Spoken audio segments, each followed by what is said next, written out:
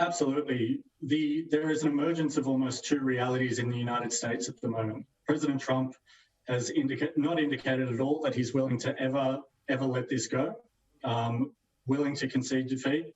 And for his supporters, they are genuinely in and along for the ride with President Trump. It's just quite frankly dangerous, yes.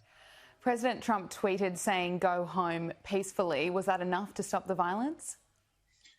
He said go home peacefully, but in the same tweet, he said that this is a stolen election. He's also said that the sacred status of the election is at threat. So at the same time, he's saying go home on the one hand, but on the other hand, he's justifying what is happening in DC at the moment. He, at a rally before the Congress was stormed, he encouraged his followers to go and to attend Congress. In the last couple of days, he said, be there and be wild.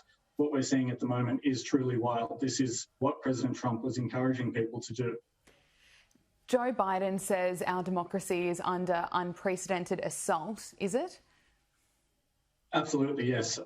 There isn't an instance in the United States where an election has been subject to this prolonged and this intense scrutiny, including the types of political violence that we've seen today in the modern era. This is unprecedented, and I don't see, until President Trump concedes, which I don't think he's willing to do, how it comes to a neat conclusion. This is something that's going to be protracted and messy, as even though President-elect Joe Biden has clearly won the election and will be the president, there is a large enough percentage of American people who do not accept that result, fundamentally do not accept the election of President-elect Joe Biden. Joe Biden's inauguration is just 2 weeks away. What will that look like, and is it too late for a peaceful transition of power? It is absolutely. The peaceful transition of power has not occurred, and that is a tradition. It is a function of American democracy, and that has failed in this instance. I think after today, people in charge of the security of DC should be very concerned.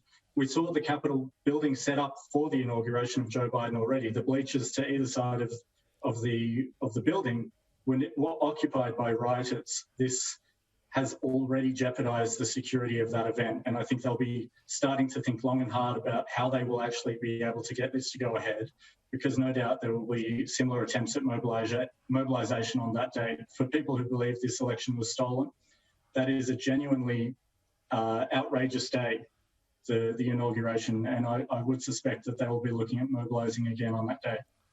Elliot, the Democrats secured the Senate majority after the Senate runoffs in Georgia. This is certainly going to make life easier for Joe Biden.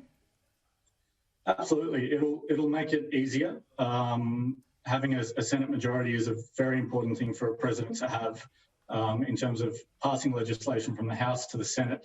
It means they can control what actually goes to the Senate floor.